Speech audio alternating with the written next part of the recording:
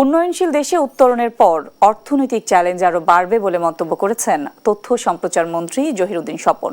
সোমবার জাতীয় প্রেস ক্লাবে র্যাপিড আয়োজিত এলডিসি উত্তরণ এবং বাণিজ্য সক্ষমতা শীর্ষক কর্মশালায় মন্তব্য করেন তিনি। অনুষ্ঠানে দেশের রপ্তানি খাতের সার্বিক চিত্র তুলে ধরে র্যাপিড জানায়, 2026 সালের প্রথম কয়েক মাসে যুক্তরাষ্ট্র ও ইউরোপের বাজারে দেশের পোশাক রপ্তানি কমেছে।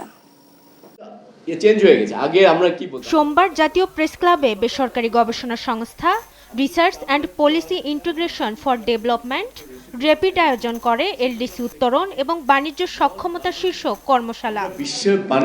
কর্মশালায় গেল 4 বছরে দেশের রপ্তানি একই জায়গায় আটকে আছে বলে জানায় সংস্থাটি। চলতি বছরের জানুয়ারি থেকে এপ্রিল পর্যন্ত ইউরোপের বাজারে পোশাক রপ্তানি কমেছে 19.3%, আর 2025 সালের জুলাই থেকে চলতি বছরের এপ্রিল পর্যন্ত যুক্তরাষ্ট্রে পোশাক রপ্তানি কমেছে প্রায় 11.2%। ইউরোপিয়ান ইউনিয়নের বর্তমান আইন অনুযায়ী বাংলাদেশ এলডিসি গ্র্যাজুয়েশনের পরে ইউরোপিয়ান ইউনিয়নের বাজারে তৈরি পোশাকের ক্ষেত্রে কোনো শুল্কমুক্ত সুবিধা পাবে না।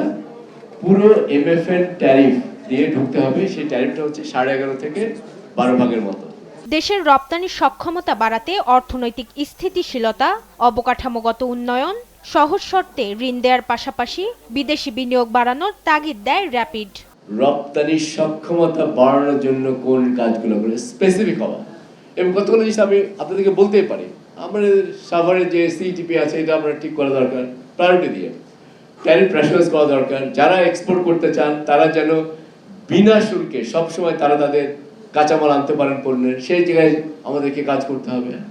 কস্ট অফ ডুইং বিজনেস কমাতে হবে অনেক ক্ষেত্রে। আর এলডিসি গ্রাজুয়েশন পরবর্তী অর্থনৈতিক নানা চ্যালেঞ্জের কথা জানান তথ্য ও সম্প্রচার মন্ত্রী জহিরুদ্দিন স্বপন। যুক্তরাজ্য অথবা অস্ট্রেলিয়া এরকম দু একটা দেশে হয়তো আমাদের চাপটা খুব একটা বেশি নাই, কিন্তু অন্যান্য যে কোনো রপ্তানির যে ডেস্টিনেশন, সেই ডেস্টিনেশনগুলিতে আমরা যে কত বড় চ্যালেঞ্জের মধ্যে পড়তে যাচ্ছি, এটা যে কোনো একটা সাধারণ সচেতন মানুষই আমরা বুঝি। এবং এরকম একটা সমূহ বিপদের সম্ভাবনাকে দৃশ্যমান হওয়ার পরে বর্ধিত সময়কে পরিপূর্ণভাবে কাজে লাগানোর যে কাজ, এই কাজটাকে করাটাই কিন্তু প্রধান কাজ। দেশের রপ্তানি সক্ষমতা বাড়াতে নীতি কাঠামো পরিবর্তনের তাগিদ দিয়ে তিনি বলেন, বৈশ্বিক চাহিদা অনুযায়ী মানব সম্পদকে গড়ে তুলতে হবে। রপ্তানির লক্ষ্যগুলিকে সঠিকভাবে নির্ধারণ করা, আন্তর্জাতিকভাবে মানব সম্পদের উপযোগিতাকে যেভাবে জব মার্কেটগুলি তৈরি হচ্ছে সেটাকে প্রপারলি স্টাডি করা হচ্ছে কিনা এবং সেটার বেসিসে এটাকে টার্গেট করা হচ্ছে কিনা, সেটার বেসিসে ডেস্টিনেশন ঠিক করা হচ্ছে কিনা। যারা যেতে চাচ্ছেন তারা স্বতঃস্ফূর্তভাবে নিজের জমি জমা বিক্রি করে চলে যাবেন, নাকি রাষ্ট্র এই ক্ষেত্রে একটা সহযোগিতার দায়িত্ব পালন করবে।